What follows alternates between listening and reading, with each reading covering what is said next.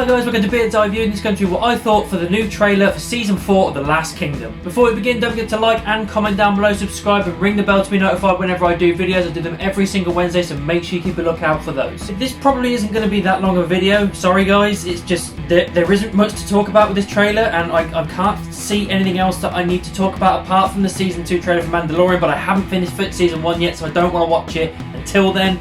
So this is the only thing I can talk about at the moment.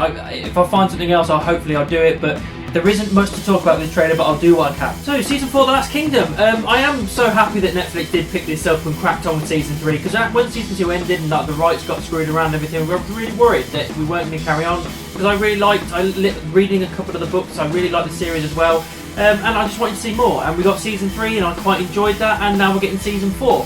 And I think this is probably the only trailer we get. Normally with Netflix you only get one, maybe two trailers max. They don't normally chuck them out loads. So this might be the only one, and there really isn't loads to talk about with this, to be honest. I can pick a couple of points, but overall this trailer is just showing you the characters and whereabouts they are and what's roughly going to be like the rough premise of what the Season 4 is going to be about. I suppose that's a good thing, because as I've said many times before, you don't want things being ruined for you. You want it quite kind of not really giving you too much detail. You don't want it to show you beats and beats of every episode and that kind of stuff and exactly how it's going to go down. You need a rough idea so you can kind of get a flavour of what it's going to be. That's the whole point of a trailer. So I could be rambling on a little bit here, just trying to fill some time, to be perfectly honest, but it's probably a good thing it didn't show us too much. Uhtred, you know, being a badass as usual, seen in plenty of scenes being a badass.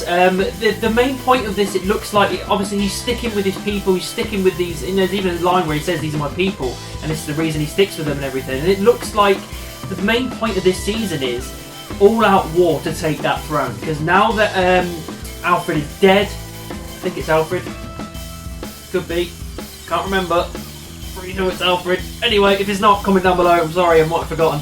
But yeah, with the king being dead, that raises a good point. Some people might think, right, this is my opportunity, I'm going to take the throne, and it looks like we're getting a lot of people, or potentially a big clan, trying to take Uhtred and everybody on to take that throne.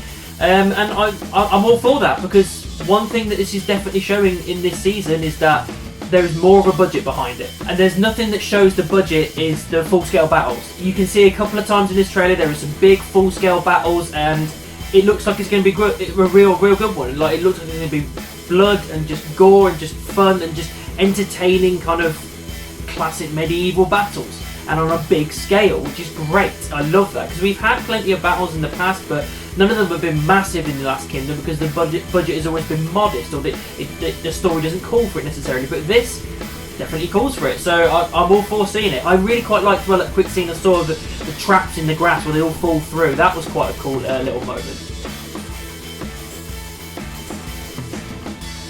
I don't know what else there is to talk about. I said, Uhtred is looking cool and badass as always. Nothing really changes there. Reading, you don't see much of. I don't actually think about it. I don't recall seeing her at all in the trailer. Looks like Uhtred's kind of getting with the daughter. Can't remember her name again. The names, some of the names escape me.